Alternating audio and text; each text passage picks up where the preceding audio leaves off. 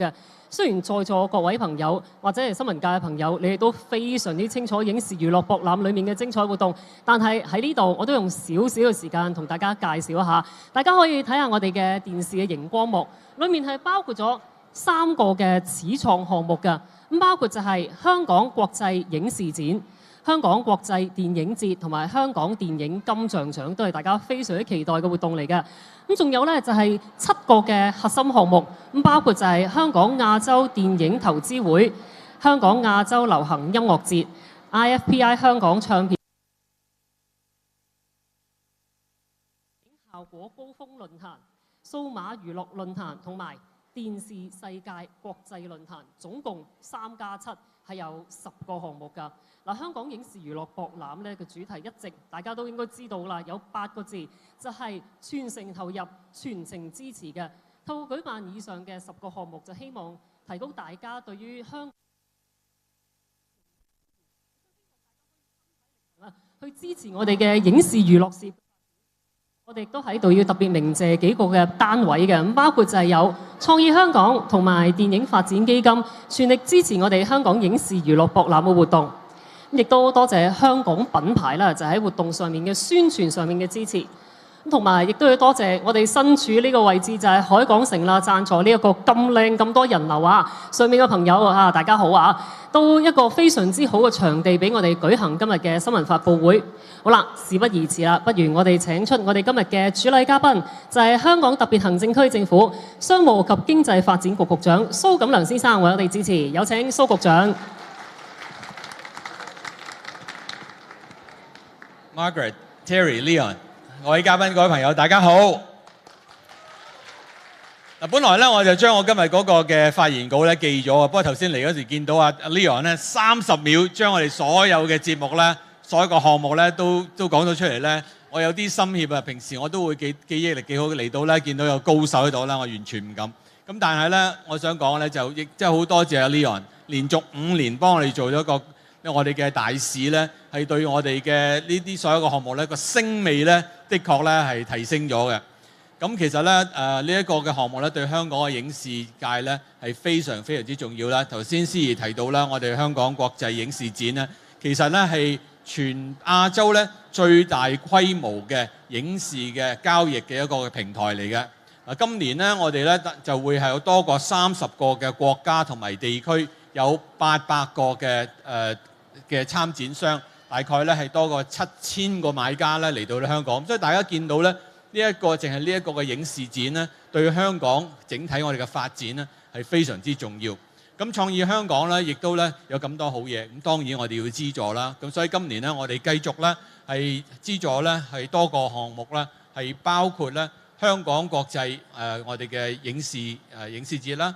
電影節啦，我哋嘅香港嘅亞洲音樂大獎，同埋咧香港金像獎頒獎典禮，仲有咧就係亞洲影視大獎咧，都係咧我哋係資助嘅項目嚟嘅。咁我哋其實希望咧係透過呢一啲嘅項目咧，能夠做一個跨行業、跨產業同埋跨地域嘅一個合作，咁能夠咧更加係將唔同嘅我哋最好嘅都帶出嚟。就例如咧，我哋香港影視展咧，亦都係包括咧係旅遊、商貿、我哋影視娛樂各個元素咧係聚埋一齊嘅。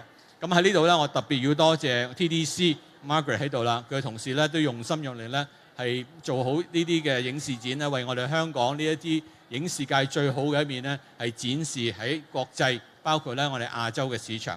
咁嚟緊咧，政府咧亦都會有一連串唔同嘅呢一啲嘅項目咧，幫助我哋影視行業咧係打出去亞洲係全球嘅市場嘅。包括咧喺一帶一路沿線國家裏邊咧，我哋打算咧係將我哋嘅後期製作啊，同埋喺香港拍外景啊呢一啲咧，就多啲嘅元素咧可以帶入嚟香港，亦都能夠跨落去到咧變到咧去到旅遊業咧，亦都因為咁樣嘅香港嘅外景拍攝咧，吸引多啲旅客嚟香港嘅。咁所以咧，我哋希望咧，大家咧同市民咧都鼎力係支持我哋呢一個嘅香港嘅娛樂嘅展覽。咁正係呢人講過啦，佢有一句説話好好嘅，我都要重述咧。佢話咧，假如有市民嘅支持，繼續支持咧，香港嘅影視娛樂必定咧再次輝煌。有你哋嘅支持咧，係一定得。多謝大家。多謝晒蘇局長，請到台下就座。Thank you。而家我哋就有請第13屆香港影視娛樂博覽各個主辦機構嘅代表，見證住以下落嚟嘅啟動儀式。我哋有請咁多位嘅代表上台。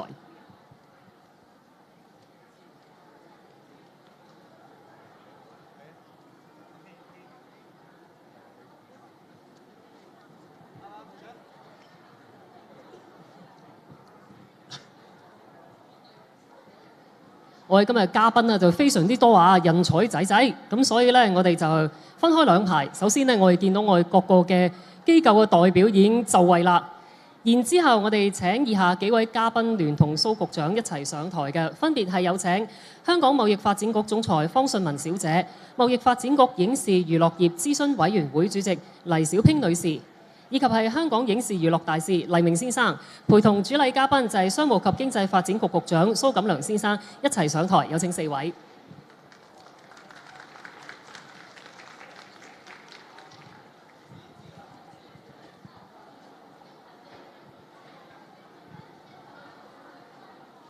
好啦，喺我哋未拉桿之前呢，不如我哋俾前面嘅咁多位朋友影一張相先。首先就係我哋前面呢一位大會攝影師啊。係啦，就向大家揮手嘅呢一位大會攝影師，我哋望一望佢先。然之後咧，我哋見到我哋嘅傳媒朋友係非常之多嘅，所以就我哋不如望一望左手邊嘅傳媒朋友先咧。咁當然有好多 fans 都到咗現場啦。然之後望一望中間嘅傳媒朋友，再望一望右邊嘅傳媒朋友。我哋稍後仲有好多嘅影相時間㗎，大家唔使心急。好啦，咁喺各個嘅主辦單位見證之下咧，一陣間我會數3聲，然之後有請4位嘅主禮嘉賓將你哋嘅右手不如右手就放喺拉桿上面，就為我哋主持今日嘅活動嘅啟動儀式啦。好啦，各位準備就緒咯喎。好啦，大家都想影多幾張相先嚇。好啦，不如咁咧，我哋見4位嘉賓都 ready 啦，我數3聲啦，3、2、1。哇！香港影視娛樂博覽2017正式開始，多謝晒咁多位，亦都有請咁多位嘉賓先到台下就座 ，thank you。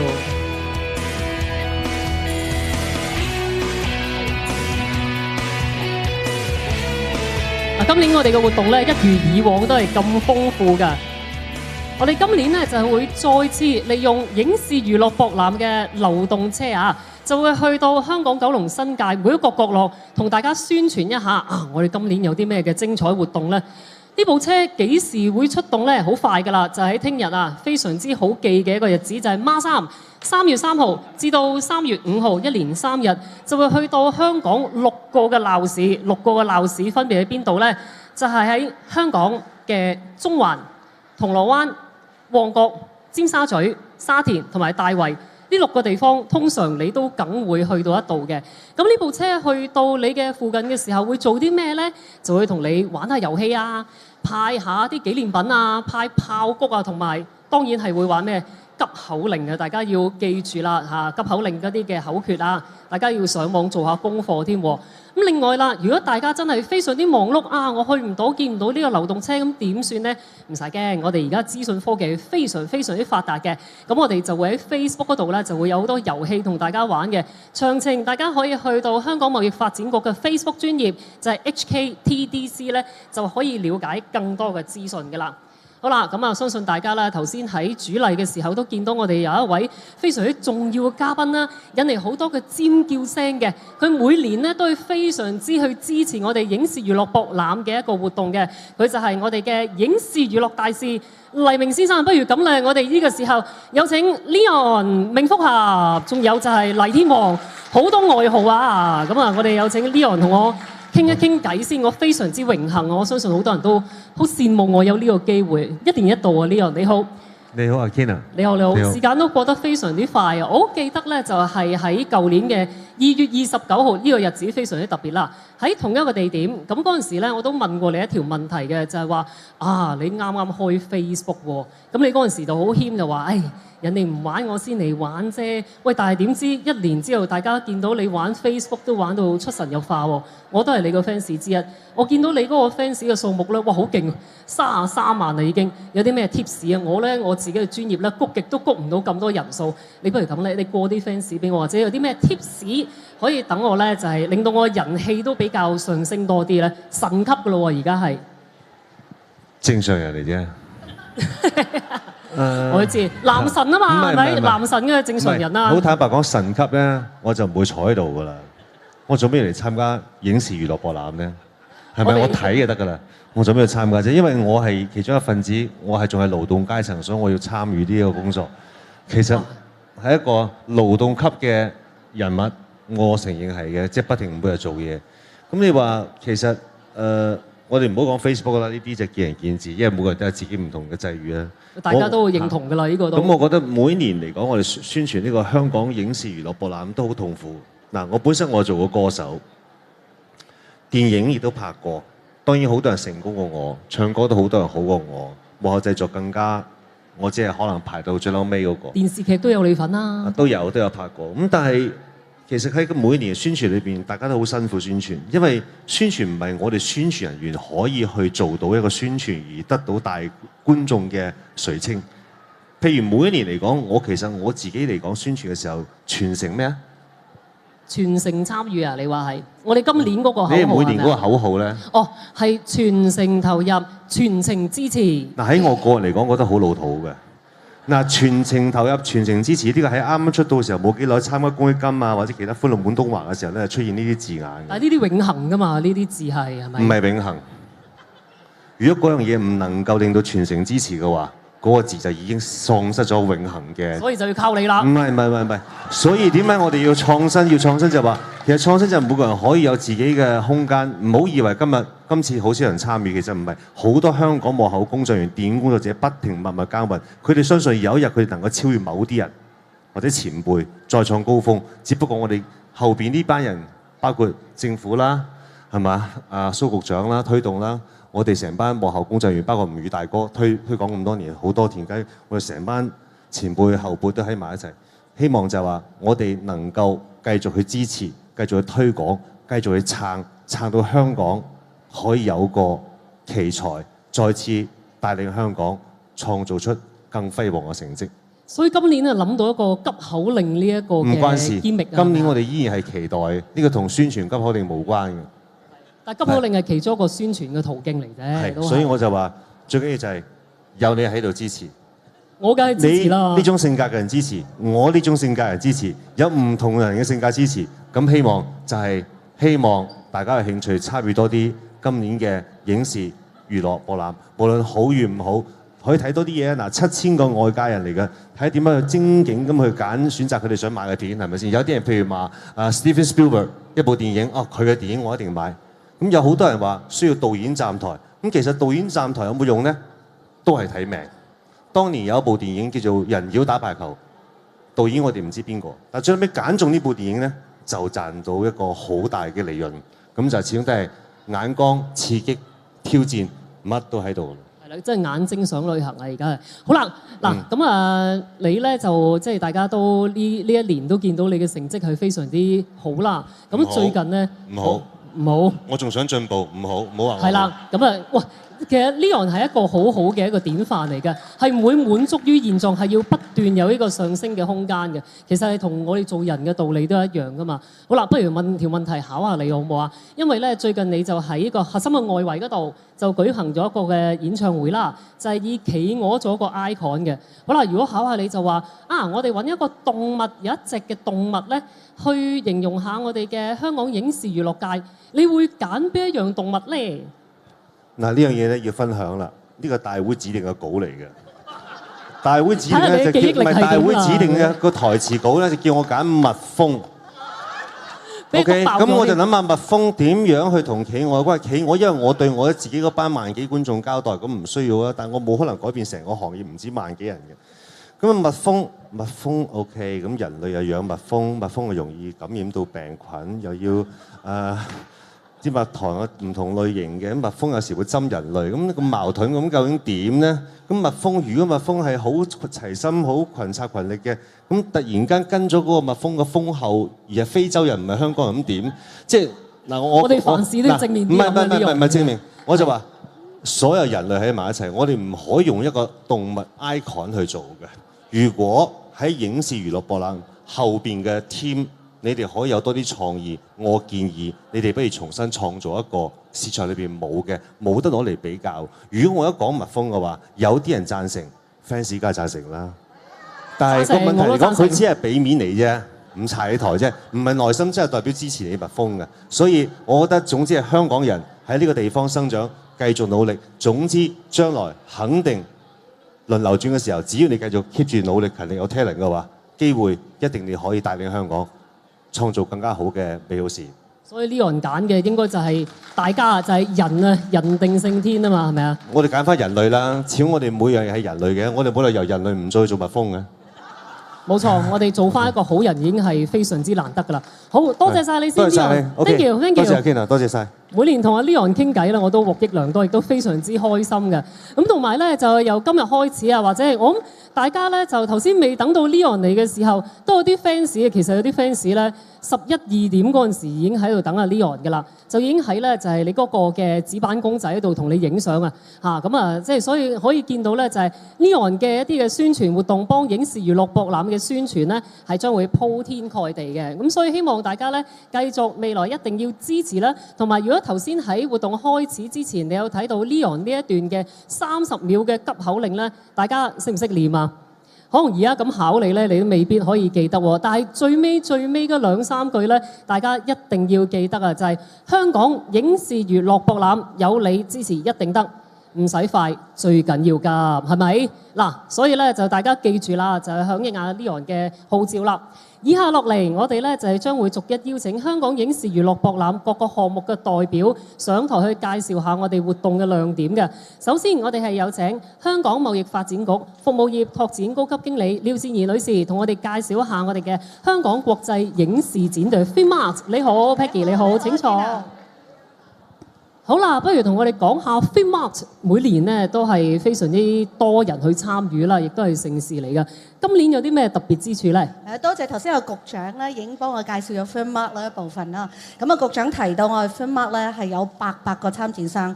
咁可能大家我唔知唔知道，我哋800個參展商之中咧，其實有80幾啦係來自香港以外嘅，所以係絕對嘅國際化。我哋今年咧有個參展商係嚟自蒙古啦、卡薩克斯坦啦、烏克蘭啦、波蘭啦，咁呢啲好特別嘅國家。咁啊，各位傳媒朋友，如果你想訪問呢啲比較特別、好特別嘅國家嘅公司咧，我哋絕對可以安排嘅。咁啊，今年我哋仲有幾個重點㗎。第一個重點，我哋會探討一下內地嘅電影市場。或者大家都清楚，中國內地電影市場咧過去幾年係雙位數字，但係啱啱呢一年咧變咗單位數字。究竟係喺一個冷靜期啊？下一步會點呢？嗱，我哋今次咧請咗9位好有份量嘅內地嘅電影公司，包括萬達啦、嘉影啦、福建行業啦，仲有一個平台叫做同夢，佢哋嘅老闆都會嚟嘅。咁仲有我哋香港代表阿唐季禮導演就會參與呢一個研討會。咁啊，大家唔好錯過啦。咁啊，講到中國內地咧，其實我哋今年咧中國內地參展商咧，亦都係歷年來最多嘅一年。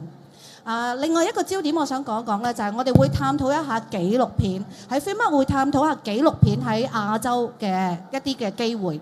咁我哋今日亦都辦咗一個研討會啦，個研討會亦都好強嘅個陣容。我哋有嚟自 TBS、NHK 兩個地方嘅做負責紀錄片嘅人員啦。我哋另外有來自台灣嘅陳玲珍女士，陳玲珍女士咧就係音樂人生嘅監製，佢創辦嘅 Cinex 咧亦都係好努力咁推動紀錄片嘅發展。咁我哋仲有香港代表就係奧斯卡嘅得獎者，紀錄短片嘅得獎者Ruby Yang 楊子華女士。咁大家都認識佢嗰套爭氣㗎啦。咁佢都會代表香港參與呢個 seminar。咁其實我哋亦都會有一啲紀錄片嘅試映會嘅舉辦嘅。咁第三個焦點咧就一定係要同科技有關啦。咁頭先局長都講到，我哋會推廣香港作為呢個做後期製作方面嘅，所以我哋今次咧有好幾位好強嘅講科技講後期製作嘅 speaker，包括嚟自韓國做屍殺列車同埋怪物鬼怪嗰套戲嘅背後嘅科技製作嗰個 supervisor 啦。另外有來自香港嘅代表，香港嘅公司Digital Domain， 佢會請到佢喺美國嘅代表，佢喺美國代表咧係奧斯卡嘅 nominees 嘅提名人，因為佢當年咧係做 Transformer 呢出戲嘅。咁另外仲有嚟自係內地啊，內地嘅公司係一間公司，佢哋咧就係做徐克先生所有嘅戲嘅一個嗰啲嘅特技嘅。咁啊，另外仲有 Base FX 咧就係做Jurassic Park 啊嗰啲嗰啲好出名嘅戲嘅特技。咁所以咧大家亦都係唔好錯過啦。咁其實我哋仲有一位好出名嘅監製會嚟㗎，不過我就留翻俾 Gabriel 一陣會講一講，我哋另外個會講一講啦。咁大致上我哋今年嘅焦點就係咁樣咯。咁我講唔係幾多嘢，但係都講到甩晒啊！所以黎生嘅急口令係好犀利㗎。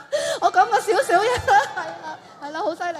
好啦，咁多謝晒阿 Ken 啊，多謝晒 Peggy，Thank you，整到台下就座。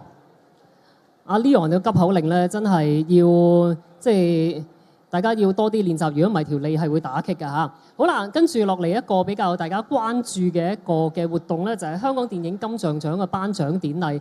每年大家都知道咧，就係一個城中嘅矚目嘅盛事。但係去到最後一刻，我哋會先至知道花落誰家，同埋要經過核數師去核實咧，先可以公布結果。呢個好重要㗎嚇。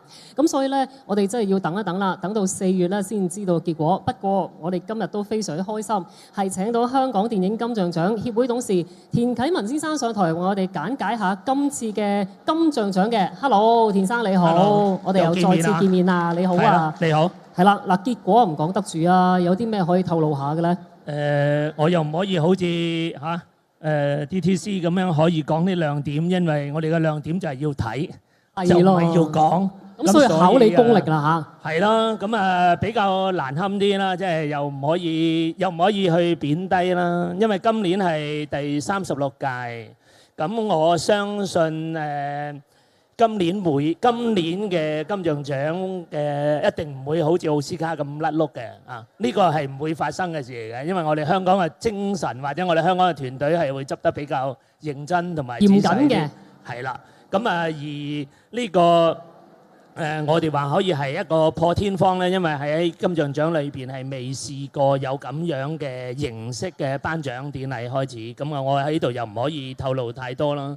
講到心癢癢喎，好想知道喎，吊住我哋癮喎而家。咁所以唔使太吊癮嘅，好容易，因為時間好快嘅啫。因為都係4月9號，4月9號就會喺呢個無線啦，無線就會轉播啦。咁然後我哋會係5點半就行紅地毯啦。咁一如以往都係5點半，我哋先可以喺呢個核數師手裏邊攞到呢個結果。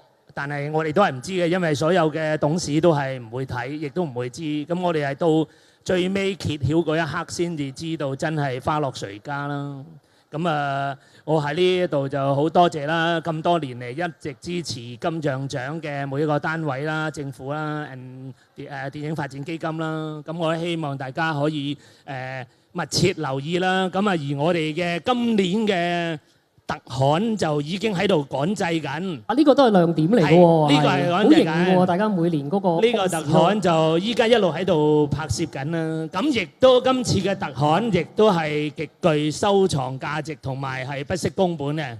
咁我覺得會有另外一個亮點可以喺呢個特刊度突顯出嚟啦。咁4月頭就可以喺各大鋪攤嗰度可以買到啦，但係都唔講得住嘅，而家都係內容冇咩好講，又去睇噶嘛，都要睇嘅，因為電影係要睇嘅，電影都係靠對眼嘅，係我哋要靠隻眼去睇啦。冇錯，好咁所以我喺度希望大家密切留意金像獎4月9號夜晚8點嘅直播，大家要拭目以待啦。多謝大家支持，多謝晒田先生 ，thank you。電影界嘅精彩活動咧，真係一浪接一浪嘅。又點少得就係香港國際電影節協會舉辦嘅2個盛事咧。一個包括咧就係香港國際電影節同埋香港亞洲電影投資會嘅。我哋而家就先請香港國際電影節藝術總監李焯圖先生上台為我哋介紹一下香港國際電影節嘅。你好，阿圖。你好。你好。有啲咩好戲咧嚇？嗱，今年咧電影節係比平時遲咗，係4月11至25號舉行嘅。咁我哋嘅記者招待會就3月14號先至舉辦，先至公佈全部節目，所以依家又係唔係有講太多嘅。都係要賣關子嘅係。但係都可以講，有一啲我哋已經宣佈咗㗎啦。我首先開幕電影咧就要聽日咧，我哋有出稿就宣佈，好快㗎啦。咁就一啲譬如最近奧斯卡大家都知啦，就最佳外語片咧嗰部伊朗式遷居啊 The Salesman 咧就可以喺電影節有機會先到為快啦。另外2月嗰時個柏林影展都最大嗰幾個獎，金熊獎、銀熊獎同埋最佳男主角獎嘅得主咧都會喺電影節有得睇嘅。咁此外，我哋仲有個因為楊德昌導演係台灣嗰個大師啦，就逝世10週年。今年我哋會有個好全面嘅回顧展嘅。咁啊，詳情就要留意聽日嘅新聞稿啦，係咪？好多謝晒你先啊，陶 ，thank you，唔該晒，唔該晒。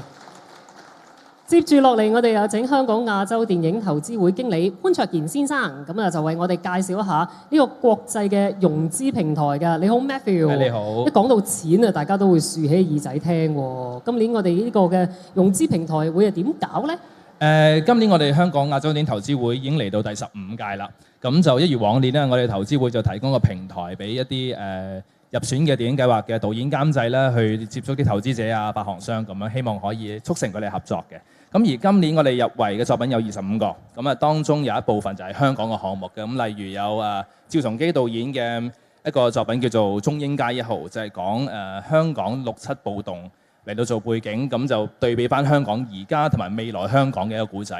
咁仲有咧就係一啲新導演啦，例如湯仲昇嘅一個關於保齡球嘅故事。咁啊，保齡球呢個題材就比較少見啦。咁啊，佢就夥拍呢個監製係黃修平啦。咁就係講一個香港保齡球手胡少康嘅真人真事故仔嘅。咁啊，仲有一個香港嘅項目咧，就係都係同運動有關嘅。咁就係叫做萬水千山縱橫。咁就係關於龍舟嘅。咁啊，都係比較少見啦嚇。咁啊，導演咧就係大家熟悉佢嘅咧，係可能係佢嘅專欄啦、佢嘅小説啦。咁今次佢首次做導演就係叫陳詠燊嘅。咁除咗即係我哋入圍嘅呢25個嘅電影計劃之外咧，咁今年我哋繼續係同創意香港同埋香港電影發展局咧就合作一個叫綠燈行動嘅計劃。咁呢個計劃咧就最主要係幫助一啲香港新進嘅導演，將佢哋嘅古仔同埋佢哋自己本身啦，咁就介紹俾參加投資會同埋影視展嘅嘉賓，咁希望可以幫到佢哋去拍攝佢哋嘅電影。咁而今年仲有一樣嘢咧，就係我哋新增嘅，咁就叫做製作中項目推介會。咁其實係咩嚟嘅咧？咁製作中項目即係拍緊啦嚇。咁就係我哋會揀選一啲拍緊或者係已經拍攝完成嘅作品啦。咁希望可以喺我哋平台度咧就揾到一啲譬如後期嘅製作嘅資助啊，一啲發行啊，或者電影節放映啊咁樣。咁而好榮幸咧，今年我哋雖然第一屆啦，咁但係就可以同康城影展嘅合作，咁就佢哋咧就會優先就喺我哋嗰個製作中項目推介會嘅入圍作品當中咧就揀選5部，咁就然後咧就拎去5月份嘅康城影展，咁希望可以即係幫到佢哋去揾到一啲合作嘅單位。好豐富啊！真係要密切留意啦。好，唔該晒先 Matthew，thank you。電影界嘅活動咧，我哋簡介完啦。咁博覽會亦都有啲音樂界嘅盛事喎，包括咧就係每年都座無虛席嘅就係香港亞洲流行音樂節啊。而家我哋有請香港亞洲流行音樂節籌委會主席吳宇大哥，同埋今年代表香港區出戰香港亞洲流行音樂節嘅本地歌手陳明喜 Jocelyn 同我哋傾一傾偈嘅。歡迎兩位。你好，你好。你好，我哋有1年1度見面啦。好啦，首先請阿大哥你講下我哋今年呢個亞洲流行音樂節嘅亮點先，好唔好啊？首先未講呢個亮點咧，我覺得影視娛樂博覽展係好好嘅，因為頭先阿黎明講咗句4個字勞動人民啊。其實我哋而家香港唔係勞動人民，係勞氣人民。咁所以有啲影視娛樂嘅娛樂嘢俾我哋開心啊，係幾好嘅嚇。relax 下。係，所以以後我哋啲勞氣人民啊，唔會勞氣噶啦，都係做翻勞動人民好啲。好啦，咁做埋蜜蜂啦，我哋都啊。咁啊，講埋我哋嗰個正經入題啦。咁啊，亞洲流行音樂節咧，其實一年以往咁啦，我哋都有8個地區嚟參加嘅啲歌手啦。咁啊，中港台、日韓星馬泰，即係好似旅行團咁啦。咁啊，好多歌手嚟參與嘅。咁亦都我哋咧，亦都有我哋嘅亞洲呢個超級新星大獎。咁啊嚟角逐呢個大獎咁啊！依家已經成為咗亞洲地區嘅新人踏入呢個新巨星嘅一個門檻，一個好重要嘅平台。咁今年我哋代表香港咧，就坐我隔離嘅陳明憙咧，一陣間佢會介紹下，講下點樣為我哋香港去做一個代表，希望為我哋香港爭光啦。咁啊，亦都我哋今年咧，香港係回歸20週年啦。咁我哋亦都有個主題，就叫香港音樂20載20載情。咁就我哋將會咧有20首金曲，即係喺呢20年內嘅回歸來最好嘅金曲。咁我哋Leon一定有隻喺入邊啦嚇。咁我哋咧就會喺當晚咧，我哋由我哋嘅新人咧一班咧年青嘅歌手演繹翻呢20首嘅金曲，作為一個對香港一個對音樂人嘅貢獻，一個成就對香港20年來一個建設嘅改變，人民嘅口味嘅改變，音樂嘅轉變咧。都係一個好詳細嘅，大家喺度從音樂之中見得到嘅。咁我希望大家到時喺電視嗰度有直播嘅，會睇到啦。咁聽都好吸引啊，已經。咁跟住就不如問下 Jocelyn 啦，係我哋樂壇嘅新人啊，之前都攞咗好多個新人獎㗎啦。今次代表香港出戰，緊唔緊張啊？點樣備戰啊？其實好緊張嘅，因為其實係我第一次正式比賽啦。咁但係我覺得即係代表香港都唔可以緊張咁多，一定要做全力俾最好嘅表演咯。係啊，我哋全香港嘅市民咧都係為你加油嘅，打氣嘅。好，祝你咧就係成功同埋咧得到好成績。多謝晒兩位 ，thank you，唔該晒 ，thank you，thank you。我哋講到音樂，當然係唔少得 IFPI 唱片銷量大獎啦。活動咧就係每年表揚喺音樂界喺2016年度嘅努力嘅成績嘅。咁我哋呢個時候就有請國際唱片業協會香港會總裁馮添枝先生同我哋預告一下當晚頒獎禮嘅亮點嘅。有請 Vicky， 請坐 Vicky。Kieran 你好。係啦，咁啊，有請你預告下啦，個亮點何在咧？有一樣嘢咧，頭先我先至體驗到嘅，今年2017。我哋嗰個 IPI 香港銷量大獎咧，其實已40週年嘅時光啦。哇！40年㗎啦，已經係。咁啊，我哋今年亦都係嗰個係有體有形嘅 physical CD， 同埋嗰個係數碼音樂嘅轉捩點。全世界而家互聯網同埋網上線上嘅音樂啲一日千里。咁我哋今年咧就適逢亦都係我哋 IPI 香港會50週年嘅紀念啦。我哋咧係今年嘅製作咧係除咗表揚以銷量核數得獎嘅歌手之外咧，亦都會加插一個好溫馨嘅50週年嘅回顧。咁希望咧大家能夠喺電視睇到我哋香港唱片業一直嘅蓬勃，同埋我哋幕後一直係支持到呢一班歌手，支持香港工業嘅一班人嘅努力。好啊，我哋都非常之期待啊！多謝晒先 ，Vicky， 唔該晒 ，thank you，thank you。我哋聽咗咁多個好節目之後咧，就唔好俾佢停，好唔好啊？接住落嚟，我哋係會介紹由香港藝術中心主辦嘅第22屆 IFVA 獨立短片及影像媒體節啊！我哋有請香港藝術中心節目總監鄺佩斯女士同我哋分享一下嘅，有請 Teresa。好啦 ，Teresa 你好，有啲咩可以同大家分享下嘅咧？係咪都要賣個關子㗎？唔使賣關子，有一啲係要賣關子，因為我哋個結果係未出嘅。咁但係我哋其實呢個 festival 咧，其實下個禮拜4 3月9號就會開幕。咁我哋打頭陣咧，就會係我哋一個年度嘅重頭節目，就係一個非常之有趣嘅媒體藝術展。咁今年嘅主題咧就係叫做 Cinema 2.0，念念不忘。咁聽個名好似好多遐想啦，其實都係講緊我哋點樣用電影作媒介去講緊探索電影、時間同埋記憶嘅關係啊咁咯。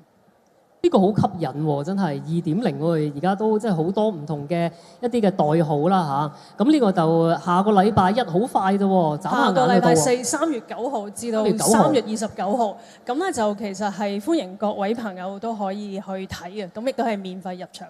呢個好重要啊！免費入場啊！大家勞動人民記住啦，免費入場嘅嘢唔好錯過啦。好多謝晒先 Teresa，thank you。咁除咗個 festival 之外仲有咧，㗎因為有我哋都3月9號至到29號啊，咁所以好長啊！成個嘅光譜都。咁啊有展覽啦，咁我哋亦都有短片節，咁我哋啲同事都好辛苦喺香港同埋世界各地去搜羅唔同精彩嘅短片節。咁啊香港方面我哋當然有我哋每年嘅焦點嘅比賽 category 嘅入圍啦。咁海外方面，我哋今年好開心可以同到新加坡同埋加拿大嘅一啲團體合作，咁啊亦都同到香港一個組織叫做 Round Table Community， 咁啊合作一啲關於一啲有國際視野嘅短片。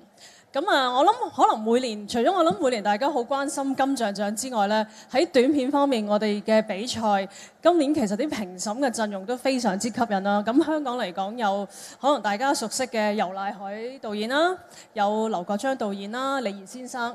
咁海外方面咧，我哋今年邀請到一位都同 Film 好有關係，因為今年個主題係紀錄片啦。我哋就請到台灣一位非常之年青有為嘅紀錄片導演沈可尚先生。佢而家今年亦都成為咗台北國際電影節嘅總監。咁佢會喺3月中會過嚟香港。咁所以希望大家可以參與到我哋 IFA呢個 festival 嘅活動。最緊張咧就係我哋3月18號黃昏咧就會公布我哋今年第22屆 IFA 短片節嘅頒獎典禮。咁啊，照我所知今年都會 YouTube 直播嘅嗬。係啦，咁所以我哋會即係 update 大家嘅。多謝。多謝晒，科技嘅發展就係非常之好啊！就算大家未必親身可以去到，透過啲網絡上一啲嘅視頻咧，都可以睇得到啊！好啦，緊接住嘅咧就係第10屆數字電影特效高峰論壇啊！我哋而家有請香港電影後期專業人員協會副會長張家力先生為我哋介紹一下嘅。有請阿力，你好。